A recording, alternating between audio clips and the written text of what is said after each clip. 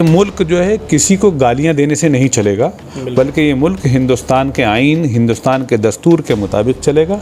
ये हमारा स्पष्ट मानना है, ये हमारी सरकार की स्पष्ट गाइडलाइन है। वसीम नामक एक किसी व्यक्ति ने टेलीविज़न चैनल पर और अखबार के माध्यम से खड़े होकर उनके मजहबी जज्बातों को मजरूह करा है, जो कि हिंदुस्तान के कानून के मुताबिक मजहब की आज़ादी की जो खिलाफ वर्जी की गई है। Not only between the creating the difference between the Shias and Sunni, they are trying to intentionally create the difference between Muslims and Hindus of the India. That's why we served him the notice under 153A and 295A. और हमने उनको इसीलिए 295A और 153A का notice भेजा है। मैं समझता हूँ कानून के जानकार इस बात को बेहतरीन तरीके से समझते होंगे कि हमने जो नोटिस उनको दिया है उसको जवाब देना बनता है। नहीं जवाब देंगे तो माइनॉरिटीज़ कमीशन उस पर लीगल कार्रवाई आगे करेगा।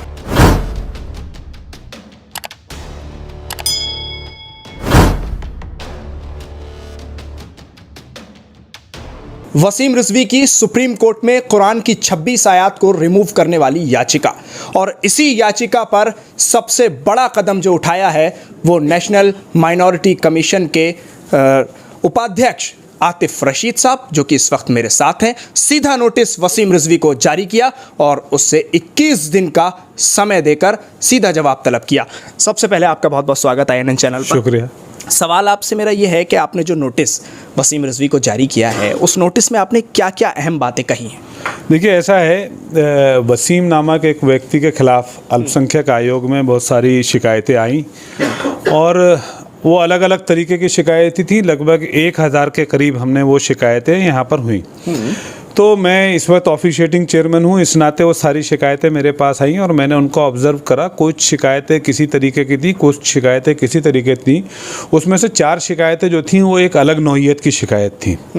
मैंने उनको पूरा पढ़ा और पढ़ने के बाद मैंने ये पाया कि उन शिकायतों में शिकायतकर्ता जो हैं उनका आरोप ये है कि वसीम नामक एक किसी व्यक्ति ने टेलीविज़न चैनल पर और अखबार के माध्यम से खड़े होकर उनके मजहबी जज्बातों को मजरूह करा है, जो कि हिंदुस्तान के कानून के मुताबिक मजहब की आज़ादी की जो खिलाफ वर्जी की गई है। हिंदुस्तान का जो कानून है वो मजहब की आज़ादी सभी को फराहम करता है, सब अपने मजहब के हिसाब से चल सकते हैं। तो वो उस कानून का उल्लंघन हुआ। उसके अलावा उन शिकायतकर्ताओं ने ये भी आरोप लगाया कि ये जानबूझकर साजिशन हिंदू और मुसलमानों के बीच में कॉन्फ्लिक्ट पैदा करने के लिए उनका ये बयान इस तरीके से दिया गया बयान था। Being a national of Indian citizen, किसी का भी ये बुनियादी अधिकार है कि वो कोर्ट में जाए, किसी भी मामले को लेकर वो कोर्ट में जा सकता है, अपनी बात को उठा सकता है।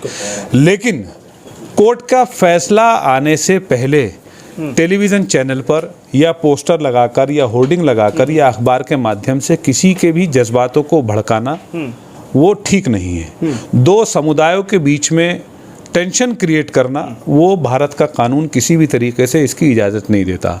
हमने धारा 153A और धारा 295A के उल्लंघन के तहत वसीम नामक व्यक्ति को हमने नोटिस दिया है।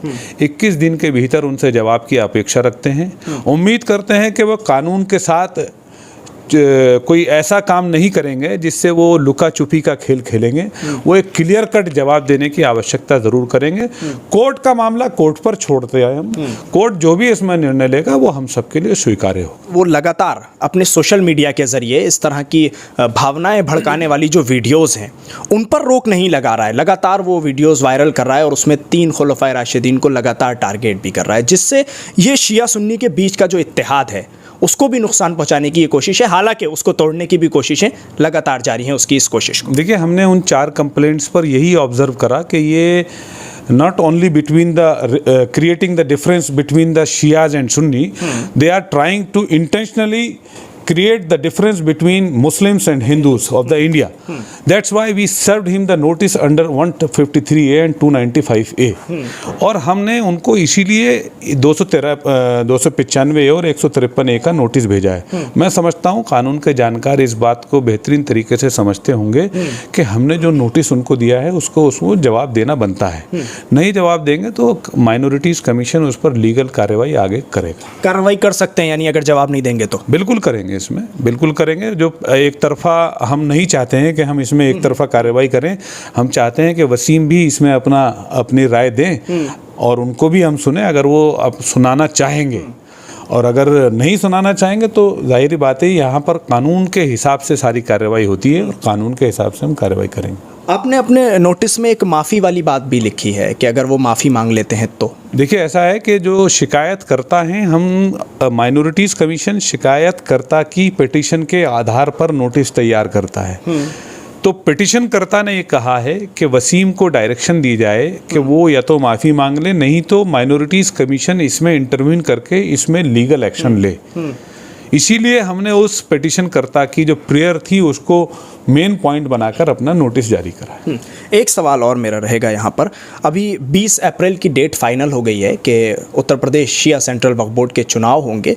तो वसीम रिजवी जिस जगह का मुतवल्ली है शिया यतीम खाना लखनऊ, उससे वो लगातार चुन के अंदर आता रहा है और उसके बाद अंदर से फिर वो चेयरमैन बन जाता है। क्या अब आपको लगता है कि दोबारा वसीम रिजवी इस ओहदे पर फायज होंगे, या जिस तरह के हालात बन चुके हैं, शिया कौम ने पहले ही उनको खारिज कर दिया है कि अब ये शिया नहीं रहे, मुसलमान कहते हैं अब ये मुसलमान नहीं रहे?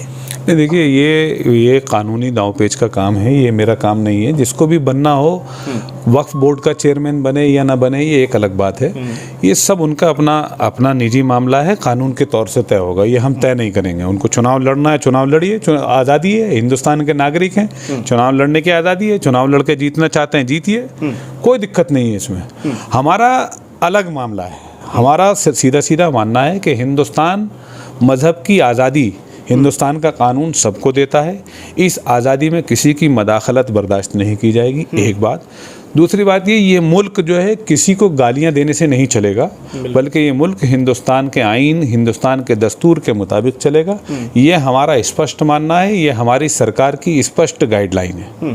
ठीक, बहुत बहुत शुक्रिया आतिफ रशीद साहब, INN चैनल से इस पूरे मुद्दे पर विस्तार से बात करने के लिए। साफ तौर पर कहना है, एकता, प्यार, मोहब्बत, भाईचारा जो कि हिंदुस्तान की लगातार पहचान रहा है, अगर इसको नुकसान पहुंचाने के लिए कोई ज़रा सा भी कदम उठाता है तो उस पर कार्रवाई की जाएगी। दिल्ली से INN चैनल के लिए साहिल नकवी।